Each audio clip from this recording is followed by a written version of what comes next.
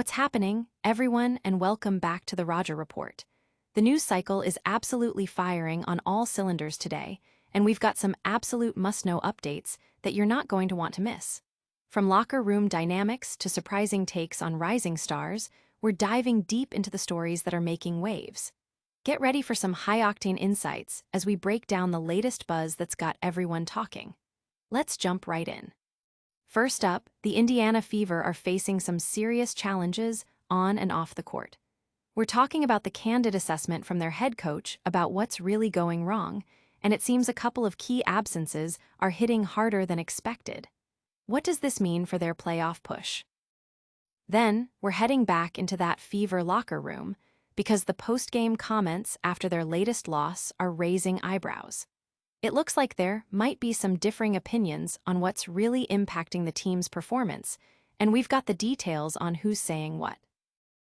Shifting gears to the wider sports landscape, a big name in the basketball world is making a bold claim about how one of the league's biggest stars got their start.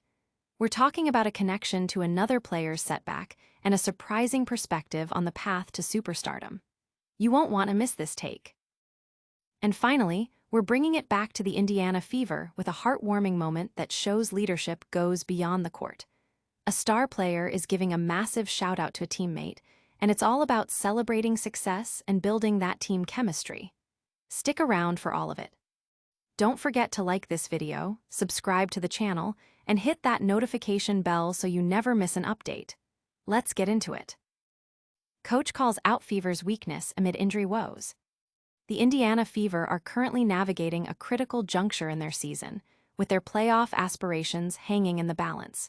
Following a recent 75-63 defeat against the Golden State Valkyries, head coach Stephanie White did not hold back in her assessment of the team's performance, pinpointing a lack of aggression and pace as the primary culprits.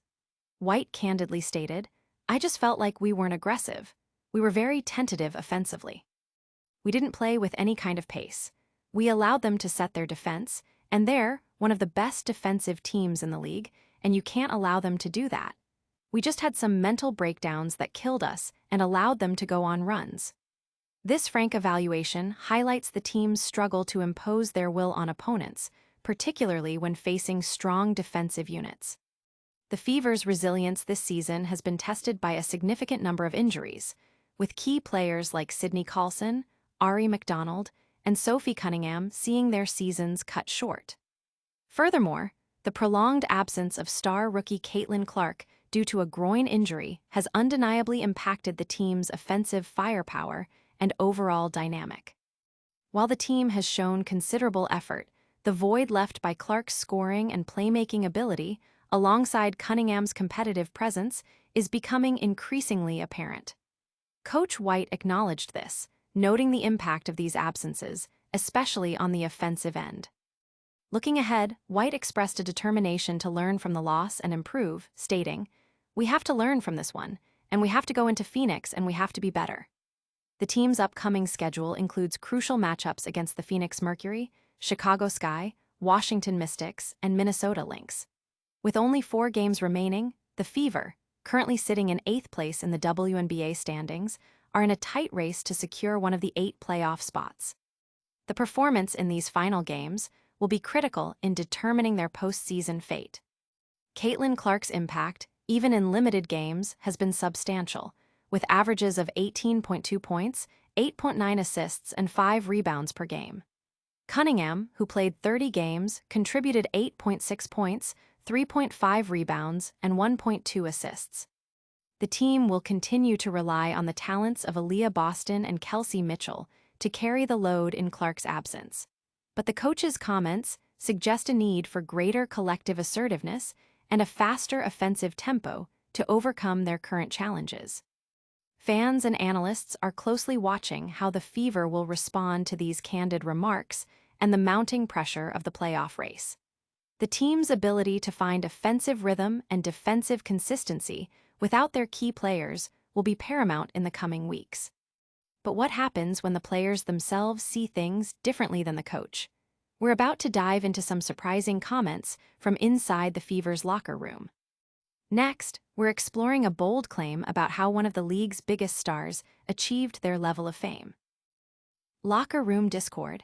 Fever players differ on impact of game stoppages. The Indiana Fever experienced a tumultuous night against the Golden State Valkyries, a game that was not only defined by inconsistent play, but also by significant technical issues that disrupted the flow and potentially exacerbated underlying team tensions. The absence of star player Caitlin Clark from the lineup has already presented challenges, but the post-game comments from veteran players Natasha Howard and Aerial Powers suggest a deeper division regarding the team's performance and the factors contributing to their latest defeat. The most notable disruptions were the repeated shot clock malfunctions during the second quarter. Play was halted for 5 minutes when the clock failed to reset after an Indiana rebound, and a subsequent stoppage lasted a further 19 minutes. Head coach Stephanie White acknowledged the disruptive nature of these events, stating, "It certainly affected the rhythm of the game. I don't know if it affected the readiness at all. But yeah, I mean it's disruptive. It's not something that you expect to see." She emphasized the team's focus on controlling what they can, such as staying engaged during the breaks. However, Natasha Howard offered a contrasting perspective, dismissing the impact of the technical difficulties. "That type of stuff we can't control," Howard said. "So with that, it didn't throw off no rhythm at all, nothing like that. Like I said, some things we can't control on either team." Her remarks suggest a belief that the team should be able to maintain composure and performance regardless of external interruptions, hinting at a potential disconnect with the coach's view on the game's rhythm. Aerial Powers further echoed this sentiment, directly refuting the idea that the shot clock issues played a role in the team's struggles. "No, I don't think that was part of it," Powers stated. "It was our defense. No excuses with the shot clock. No matter what, they had to play against it too. It wasn't just on us. So, no excuses there. We just had some defensive mishaps for sure." Powers placed the blame squarely on defensive lapses, indicating that the team's inability to execute defensively was the primary reason for the loss, rather than the game stoppages. These differing viewpoints between the coach and key players like Howard and Powers could signal underlying tensions within the locker room. While Howard and Powers' comments can be seen as a positive step towards accountability by not using external factors as excuses, they also reveal a potential lack of alignment in how the team perceives and addresses its challenges. Such divergences can impact team cohesion, especially during a crucial stretch of the season where playoff qualification is on the line. The Fever's next game is against the Phoenix Mercury, a team currently performing well in the Western Conference. The outcome of this game and the team's ability to overcome internal differences and external challenges will be closely watched by fans and analysts alike. It's clear there are different perspectives on what's holding the Fever back. But speaking of differing perspectives, a major basketball figure has weighed in on how one of the game's brightest stars rose to prominence. Now, let's explore a surprising take on the origins of a phenom's popularity. Wade's bold claim: Bueckers' injury paved way for Clark's rise. Former NBA star Dwyane Wade has ignited a conversation within the basketball community by suggesting that the significant rise in popularity of Indiana Fever sensation, Caitlin Clark, was in part facilitated by a major setback experienced by UConn star Paige Bueckers. Wade posits that while Clark has always been a talented player, her widespread recognition and massive following were amplified when Bueckers, a prominent player, faced a season-ending ACL injury. Wade articulated his perspective during a recent podcast interview, stating, "The ACL injury in college opened up the window for Caitlin Clark. Now, Caitlin has always been a good player, but she wasn't known. Paige had these injuries, and then Caitlin had these amazing 2 years in college." This statement implies that Bueckers' absence from the court during a crucial period of her college career created an opportunity for Clark to capture the spotlight and establish herself as a dominant force in women's college basketball. This theory is grounded in the timeline of their college careers. Paige Bueckers suffered an ACL injury in December 2021, which sidelined her for the entire 2022-2023 season. During this period, Caitlin Clark was in her sophomore and junior years at the University of Iowa. While their college careers overlapped, Clark remained healthy and continued to perform at an exceptionally high level, leading her team and accumulating accolades. Bueckers' rehabilitation meant she was not on the court to compete for national attention during those same pivotal months when Clark was solidifying her status as a collegiate superstar. Clark's collegiate career culminated in her becoming the NCAA's all-time leading scorer and a four-time first-team All-American. Her decision to forego a reported $15 million offer from the Big Three, a 3-on-3 league founded by Ice Cube, in favor of focusing on her WNBA career with the Indiana Fever, underscores her commitment to the professional league. Her WNBA contract is a 4-year deal worth $338,056, complemented by a significant 8-year, $28 million endorsement deal with Nike. Despite these lucrative opportunities, Clark's on-court presence has been limited recently due to a leg injury sustained in late July, causing her to miss several games.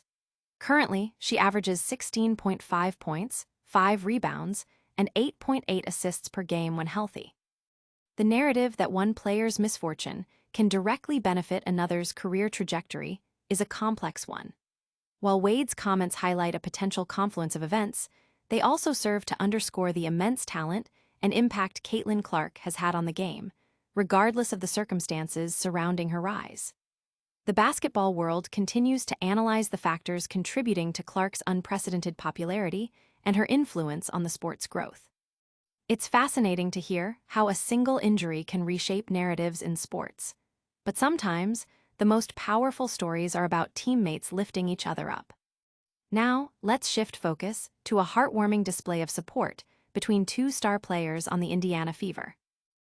Clark's heartfelt message to Boston highlights team chemistry. In a touching display of camaraderie and support, Indiana Fever star Caitlin Clark has publicly expressed her pride and admiration for teammate Aliyah Boston, following Boston's exceptional back-to-back performances. Boston delivered 2 dominant games against the Seattle Storm and the Los Angeles Sparks, notching 27 points, 9 rebounds, and 3 assists in one, and following up with 22 points, 11 rebounds, 4 assists, 2 steals in the next. Boston shared a highlight reel on Instagram with the caption, "Hoopin' and vibing," which prompted Clark's enthusiastic response in the comments. "So proud of you." This public show of support comes at a critical time for the Fever as they push for a playoff spot. Aliyah Boston has been a consistent force for the team this season, averaging 15.6 points, 8.3 rebounds, 3.6 assists, 1.1 steals, and 1 blocks per game. Her stellar play has been instrumental in the Fever's current standing, contributing significantly to their success and positioning them favorably as the regular season winds down. Boston's impact is felt on both ends of the court, solidifying her role as a cornerstone player for the franchise. Caitlin Clark, who has been sidelined since July 15th with a right groin injury, followed by a bone bruise in her left ankle, has been diligently working through her recovery. While she is participating in non-contact drills, she has not yet been cleared for full contact practice or game action. Coach Stephanie White has emphasized a cautious approach to Clark's return, stating the need for sustained performance and proof of her ability to handle fatigue and contact over multiple practice sessions before she can rejoin the team in live games. This measured approach aims to ensure Clark's long-term health and effectiveness. The sentiment expressed by Clark underscores the importance of team morale and leadership, even when a player is sidelined. Her message to Boston demonstrates a commitment to uplifting her teammates and fostering a positive team environment, qualities that are invaluable, especially during high-pressure situations. Fans have lauded Clark's supportive gesture, seeing it as a sign of strong leadership that transcends individual performance or current playing status. Fans have also voiced concerns about Clark's extended absence, with some suggesting a conservative approach to her return. One fan on Reddit commented, "If CC isn't 100% fully healthy, I'd just shut her down for the rest of the season. It'd be best for her long term." With the WNBA regular season concluding before September 11th, the Fever face a strategic decision regarding Clark's return, balancing the immediate need for wins with the long-term development and health of their star player for future seasons and playoff pushes. It's great to see that kind of support between teammates. Now, let's wrap up today's top stories with a quick recap and a look at what's coming next. Don't forget to hit that like button, subscribe for more, ring the bell, drop a comment, and follow us on all socials. What a rundown! We've seen the Fever dealing with tough coaching assessments and player disagreements, heard a surprising take on how stars rise, and witnessed some fantastic teammate support. That's all the buzz for today.